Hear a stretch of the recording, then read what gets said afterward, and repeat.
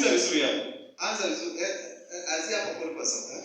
Lakini tunda la Roho ni upendo, furaha, amani, uvumilivu, utu wema, fadhili, uaminifu, upole kiasi. Juu ya mambo kama hayo hakuna sheria. Bwana Yesu asifiwe sana. Haya yanaitwa matunda ya Roho Mtakatifu. Kuokoka peke yake haitoshi. Kusema nimemkiri Yesu kuwa Bwana Mwokozi wa maisha yangu haitoshi. Ndio maana Yesu wakati anaondoka aliwaambia akina Petro, msiondoke Yerusalemu, msiondoke katika mji huu, muisubiri ahadi ya Baba, ambayo akisha kuja Roho Mtakatifu mtakuwa na nguvu ya kupambana na majaribu, mtakuwa na uwezo wa kubadilishwa maisha yenu. Bwana Yesu asifiwe sana. Amen. Ukisema umeokoka, tunategemea kukuangalia ukiwa umebadilika. Ukikiri kwa ukitamka kwamba mimi nimeokoka, mimi nimempa Yesu maisha yangu, tunategemea mabadiliko katika maisha yako. Tunategemea mabadiliko katika tabia, tunategemea mabadiliko katika maneno yako, yale maisha yale ambayo ulikuwa unaishi zamani, tunategemea ubadilishwe uwe mtu mwingine. Bwana Yesu asifiwe sana. Kwa kuokoka peke yake haitoshi. Unaposema tu umeokoka, tunaanza kuangalia tabia. Tabia zako zimebadilika kiasi gani? Maana Roho Mtakatifu anapoingia ndani, anabadilisha maisha, anakugeuza, anakuaffect ndani. Yale matendo yako ya ndani, yale maisha yako yanabadilika. Kama ulikuwa na chuki, inaondoka, unaingia upendo, unaingia amani, unaingia furaha, unaingia mambo ya kiasi, unakuwa mtu tofauti. Bwana Yesu asifiwe sana. Kwa kukiri peke yake kwa nimeokoka haitoshi. Tunatazamia upokee Roho Mtakatifu ili ubadilike, maisha yako yabadilishwe. Kila mtu anapokuona kwamba huyu ameokoka, akubali kwa kweli huyu kweli ameokoka. Bwana Yesu asifiwe sana. Kuna mabadiliko yanatokea. Ndio maana yanaitwa matunda ya Roho Mtakatifu, yako 10. Pale unaposema upole na kiasi ni vitu viwili tofauti.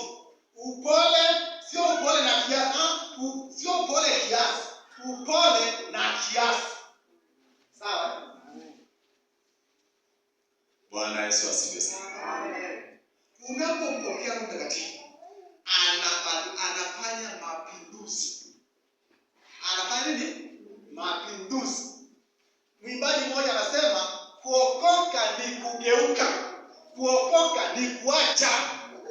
Maana ulikuwa unaenda hivi, ukafanya about time unaenda hivi. Maana umebadilishwa mwelekeo wa maisha yako.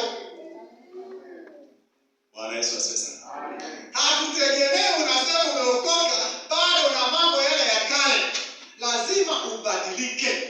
Na anayebadilisha sio mwanadamu, sio mchungaji, sio mzee wa kanisa, sio mhubiri. Anayebadilisha maisha yako ni Roho Mtakatifu. Akiingia ndani yako, yale yote ya kale yanaondoka. Anaanza mambo mapya. Bwana Yesu asifiwe sana. Hatutegemei kupata kesi ya mtu familia iliyookoka kwamba wamepigana, kwamba mume amempiga mwanamke au mwanamke siku hizi wanapiga wanaume. Hatutegemei, kwa sababu umebadilika. Ukiona zile tabia unazo, unakuja ngumu na kupigana mke wako na mume wako, bado hujabadilika. Bado hapo sikuitikia mimi hujabadilika. Amen. Bwana Yesu asifiwe sana. Tunategemea kuishi kwa furaha, kwa amani kweli na kwa dhati, lakini sifikia hatua ya kukunja ngumi. Na tukisikia umempiga tunakutenga, maana umepiga mshirika wa kanisa. Amen. Bwana Yesu asifiwe sana. Amen. Kwa Mungu lazima tubadilike. Umuhimu mpokea Roho Mtakatifu, anakubadilisha. Ukristo bila Roho Mtakatifu ni mgumu, ni mzito. Huwezi utausukuma mara 2 mara 3 umeshindwa. Huwezi ndio maana Roho Mtakatifu amekuja.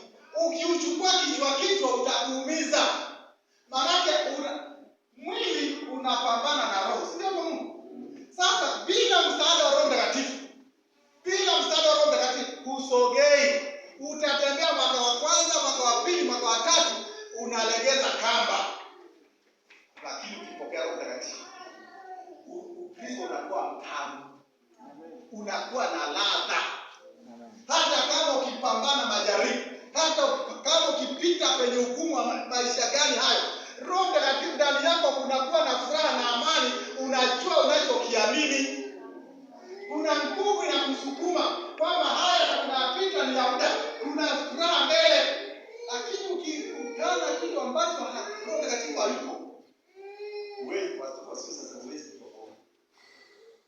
Watu wa Mungu wana Yesu asifiwe. Amen. Kwa ni muhimu kupokea Roho na Bwana Yesu atusaidie. Amen. Ishia.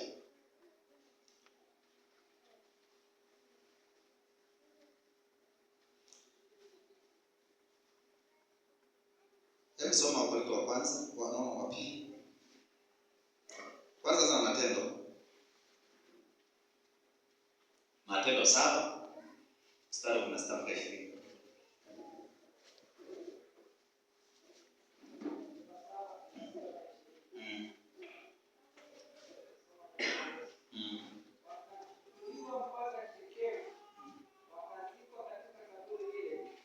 Nasoma Matendo.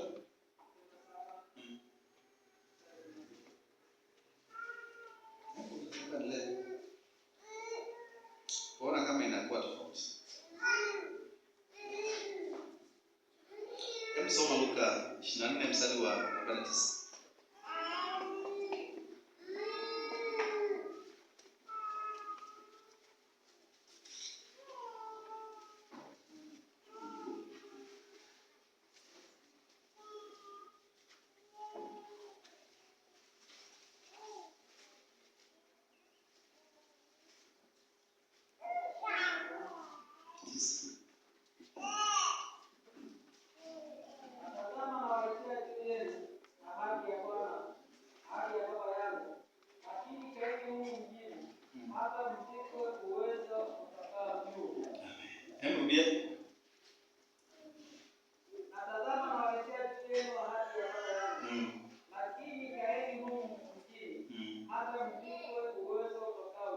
Sawa, soma Matendo 1:4 mpaka 5.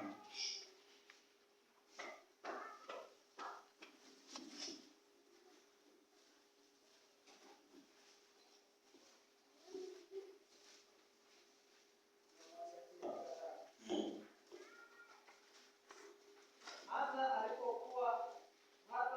alipokuwa amekutana nao, aliwaagiza wasitoke Yerusalemu, bali waingojea ahadi ya Baba, ambayo mlisikia habari zake kwangu, ya kwamba Yohana alibatizwa kwa maji, bali ninyi mtabatizwa katika Roho Mtakatifu baada ya siku hizi chache. Amen. Bwana Yesu asifiwe sana. Amen. Hizi ni habari za Yesu. Anawaagiza wasitoke Yerusalemu. Sasa hebu fikiria. Wale wanafunzi 12 walitembea na Yesu miaka 3.5. Sio? Yesu alianza kufanya kazi akiwa na miaka 30. Baada ya kubatizwa pale Yordani na Yohana Mbatizaji, akapelekwa nyikani siku 40. Alipotoka ndipo alipoanza kazi, akaanza kuwaita wanafunzi. Akawaita wale wanafunzi 12, akaanza kuhudumu. Biblia inasema walitembea naye miaka 3.5, akiwafundisha, akiwaelekeza. Na wakati aliwatuma wakaenda wakatoa mapepo, wakarudi wakasema tumefurahi Yesu kwa sababu hata mapepo yanatutii. Yesu akamwambia msifurahi kwa sababu mapepo yanawatii, furahini kwa sababu jina lenu limeandikwa wapi? Sasa ukafika wakati Yesu anataka kuondoka kwenda mbinguni. Maana yake amemaliza kazi pale msalabani. Kazi aliyejia duniani ameimaliza. Anataka kuondoka. Akawaangalia akaona kwamba hawa bila Roho Mtakatifu hawezi. Alipokuwa akamwambia msiondoke Yerusalemu. Watu waliotembea na Yesu, watu